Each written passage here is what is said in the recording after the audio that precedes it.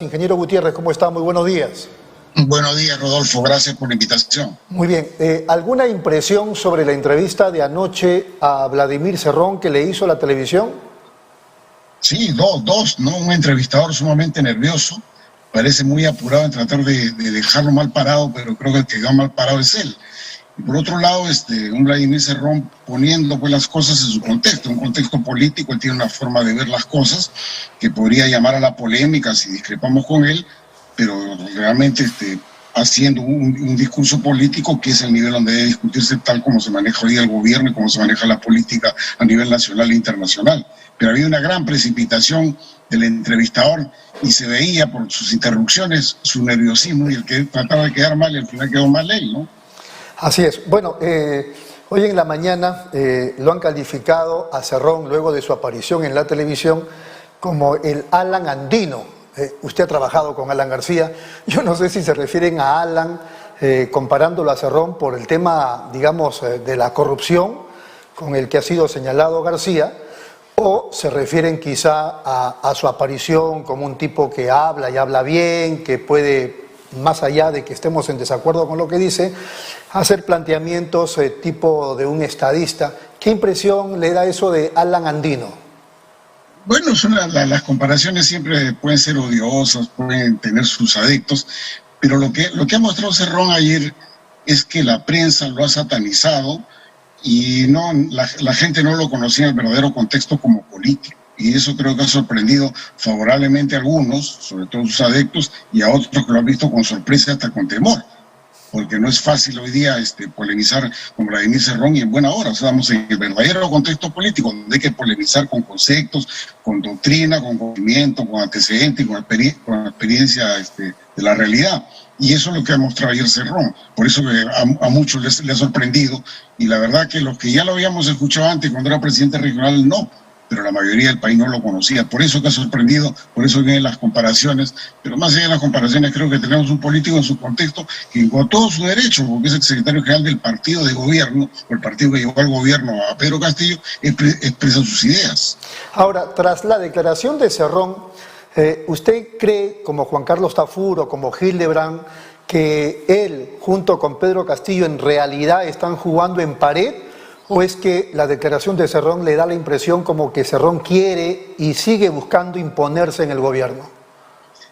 Yo creo que lo que trata de hacer Cerrón es su partido llevó al señor Castillo a la presidencia. Castillo tiene sus méritos propios porque eso también se necesita un cierto carisma. Y si en algo tiene razón Cerrón es que al gobierno se llega con partidos. Y los partidos no solamente son un vehículo para llegar digamos, a gobernar y luego me olvido de ellos. Entonces lo que trata él es de mantener su línea como partido. Él siente que probablemente Pedro Castillo trata de irse más hacia el centro, pero es un tema de discusión al interior. Y él con todo derecho reclama lo que su partido propuso y trata de imponerlo. Yo creo que eso es un tema completamente normal, y que allá Castillo sepa valorar eso. Tampoco no puede dejar de lado los planteamientos del partido que lo acogió y el partido que lo apoyó a la presidencia. Ahora, que el resto no nos pueda gustar es otro tema, pero yo creo que está en la posición de un partido que ha ganado la elección.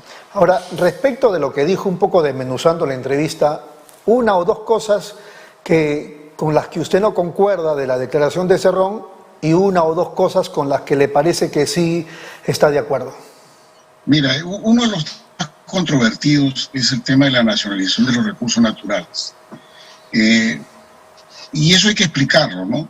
Porque los recursos naturales son propiedad de la nación, eso dice la Constitución cuando está en el subsuelo. Extraídos pertenecen al contratista que los explotó. Entonces la nacionalización, y la mayoría trató de presentarlo, ayer lo aclaró Cerrón, que lo han entendido como estatización de empresas. Eso no es correcto. Lo que piensan, lo que ellos plantean, y lo ha planteado no solo Cerrón, Pedro Franque también, que era extraído el recurso, ya no pertenezca al contratista, sino pertenezca al Estado. Ese es el concepto principal. El gran peligro de eso es cuál la discrecionalidad que tiene el Estado para el manejo comercial de ese producto y la expectativa que tiene el Estado y el gobierno, en particular cada gobierno, de cuánto debe participar de ese producto que es de su propiedad. Esos son los temas controvertidos. Por un lado, yo sí tengo mis observaciones en el sentido de que a veces los estados se exceden en eso y le dicen al contratista, como ayer se habló, si hoy día la proporción es 80-20, 80 el privado y 20 el estado, invirtamos. Pero lo que hay que pensar es que la empresa privada también invierte en exploración y el gran problema y la gran duda en eso es que no le queden los recursos suficientes que le haga atractiva la exploración a la empresa. Claro. Lo mismo visto en el caso boliviano. Ese es un tema al cual discrepo. Pero donde sí comparto sobre ese tema es que también las empresas privadas que hoy están en el Perú, que es el caso, por ejemplo, de Camisea, si bien es cierto explotado, ha dado beneficios, tampoco no ha habido mayor compromiso exploratorio. Y si hoy día yo estoy criticando de que el tener más recursos al Estado y no invierte en exploración podría ser un problema, hoy día ya lo tenemos. Entonces yo lo que era, si bien es cierto, no necesitaría cambiar el concepto de manejo de recursos naturales, sí exigir en los contratos un mayor compromiso exploratorio. Y un tema adicional, en el tema de los hidrocarburos. En el tema de los hidrocarburos, al margen de la ley actual, no hay exploración, no hay interés. Si hoy día cambiamos, simplemente ya lapidamos el tema de los hidrocarburos. Y lo que me está refiriendo anteriormente está exclusivamente referido a la minería y al gas natural, ¿no? En lo y ahí tiene las dos cosas, ¿no? A favor y en contra. Claro. En lo que sí parece que estaríamos todos de acuerdo es que las universidades no pueden enriquecerse sin pagar el IGB por un lado y por el otro. No pueden las clínicas abusivamente cobrarle tanto dinero a los familiares de pacientes que se están muriendo. Y no solo eso, en lo cual yo estoy de acuerdo, ¿no? Ha sido un abuso y las concentraciones también en el rubro farmacéutico. Pero también hay un tema donde sí yo coincido, es sobre el tema de las pensiones. Y en el tema de las pensiones, no solamente pensemos en una pensión estatal que también es baja por el sistema, digamos, de subsidio cruzado entre ellos, sino el sistema privado. Y donde yo coincido plenamente es cuando un fondo de un pensionista o de un aportante que está en vida útil, todavía no es pensionista, pierde porque se invirtió mal, solo pierde el pensionista, pero el administrador no pierde. Entonces tenemos que, si jugamos al libre mercado, juguemos completo. Pues. Ganamos los dos o perdemos los dos. Pero no es posible que el pensionista pierda y la empresa gane, ¿no? Inevitablemente. Ese tipo de cosas, en las cuales yo concuerdo, cómo se hace una reforma es otro tema. Y ese es el asunto que hay que tratar. Y eso no significa ser comunista. Por supuesto. A veces cuando digo esto ya varias veces me han dicho comunista, pero digamos esto yo lo mantengo hace años. Hace años soy completamente, digamos, el que tiene un fondo de pensiones que ve que se le va cayendo el monto y que en las empresas donde participan, a veces pues, ha sido caso de Garaña y Montero, en el caso de Refinería La Pampilla, que han dejado de deteriorar el valor de la acción con pérdida y no actúan. Y los representantes que tienen los AFPs en los directorios simplemente se mimetizan con la empresa privada. Eso yo estoy en absoluto desacuerdo y eso hay que cambiar. Es un tema en el cual coincido. Las formas como hay que cambiar, bueno, podremos discutirla, que ya es hora de empezar a discutir temas en detalle, ¿no? Hoy día Aníbal Torres, el asesor legal del presidente, el ministro de Justicia, ha dicho que no es necesario una asamblea constituyente si el Congreso cumple con hacer las modificaciones que correspondan. ¿Qué le parece a usted esa frase? Sí, bueno, él trata de atenuar su pensamiento personal. No sé, en esto el gobierno anda un poco descoordinado, porque por un lado el presidente Castillo, en su mensaje a la Nación, insistió que iban a ir por la vía del Congreso. Lo que plantea Aníbal Torres es no ir por la vía del Congreso, sino modificaciones parciales constitucionales. Pero en vía paralela también, ayer, el señor Cerrón ha manifestado que está en la búsqueda de firmas. Y en esa búsqueda de firmas, 2,5 millones de firmas para ir inevitablemente a una constituyente. Entonces hay un mensaje disperso entre el partido gobierno y el propio gobierno. Pero hay un tema adicional. La semana pasada había una entrevista que le hizo el señor Oppenheimer, la señora Eguiguren, que está oficiando en estos momentos de asesor constitucional del presidente Castillo. Y lo que dijo el señor Eguiguren es muy parecido a lo que dijo el señor Cerrón ayer, que la búsqueda de firmas por una interpretación de 2 artículos de la Constitución, que no son los que se aluden regularmente, llevaría a que los 2,5 millones de firmas permitirían un referéndum para una asamblea constituyente. Entonces el gobierno tiene que ponerse de acuerdo. El asesor constitucional del presidente Castillo ha ido en esa dirección y el ministro de Justicia va en dirección opuesta. Así que pónganse de acuerdo. Yo sí creo que vale la pena debatir el tema y agotarlo. No hay que salir simplemente me opongo al tema, a las modificaciones constitucionales, a la Constitución en su conjunto.